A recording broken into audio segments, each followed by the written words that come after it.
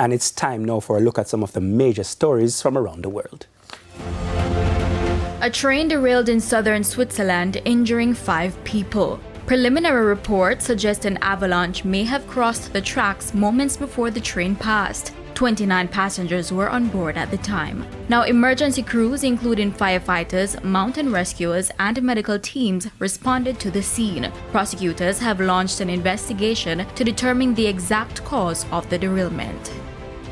And Pope Leo will not take part in Donald Trump's proposed Board of Peace. On Tuesday, the Vatican's top diplomat said the Pope believes the United Nations should handle international crises. The board, originally created to oversee Gaza's reconstruction, has since expanded into a global peacekeeping body. The Vatican declined the invitation, citing unresolved issues. Several countries, including Britain, France, and Norway, have also opted out.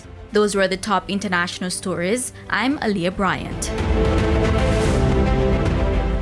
Thank you, Aliyah. And the Primetime News package continues with sports right after this break.